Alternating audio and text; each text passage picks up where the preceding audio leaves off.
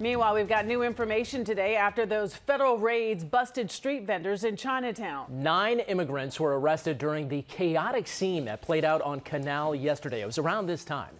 Officials say 4 Americans were taken into custody, but then later released. Leaders at every level, city, state, and federal, now weighing in, many pushing back.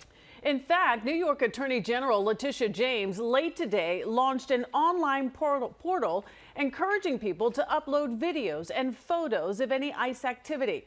Eyewitness News anchor Joe Torres is at Foley Square, where a protest against ICE will get underway within the hour. Joe? Sade, so much of what's happening today comes in response to what happened yesterday in Chinatown following that confrontational operation on Canal Street. Yes, we're about 1 hour away from a protest that's scheduled to take part and get underway at 6 o'clock here in Foley Square. We're also about 1 hour past a news conference that was organized by one federal legislator who denounced yesterday's ICE operation. They're not set up on the sidewalk, but they're not entirely gone. You're from ICE or what? Illegal street vendors hid in the shadows of Canal Street one day after a confrontational crackdown by a swarm of federal law enforcement officers. Tuesday afternoon, Customs, ATF, and DEA agents detained some of the vendors, who often hail from West Africa. Authorities arrested 9 undocumented immigrants who, according to the acting ICE director, have lengthy rap sheets for crimes such as robbery, domestic violence, and drug trafficking. This wasn't something that just organically happened overnight. We decided to go hit Canal Street.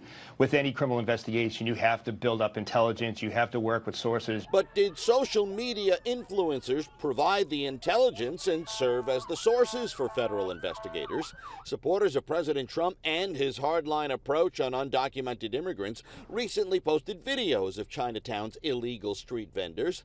They even tagged Immigration and Customs Enforcement and encouraged authorities to investigate what's happening. I definitely think that's how it went. Why so? Because this has been going on for a long time now, and just out of nowhere, they want to crack down on it. Yesterday's raid led to a chaotic scene on Canal Street as ICE protesters broke out their cell phone cameras to document the actions of masked agents. Today, the ensuing fear of more enforcement led to sidewalks free of illegal vendors, a sight not lost on the tourists who often shop for knockoff designer handbags or fake luxury watches. I was like, whoa. Yeah. You usually see them all packed full everywhere on the streets, but today it was like pretty quiet. This is a militarized effort to incite tension, passion, and inflame the communities in New York City.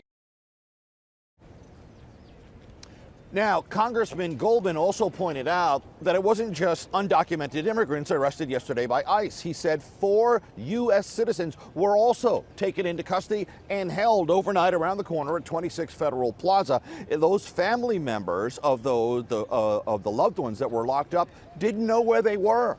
Ultimately filed missing persons reports with the NYPD before those individuals were released. They weren't charged with anything. Live in Foley Square, I'm Joe Torres, Channel 7 Eyewitness News.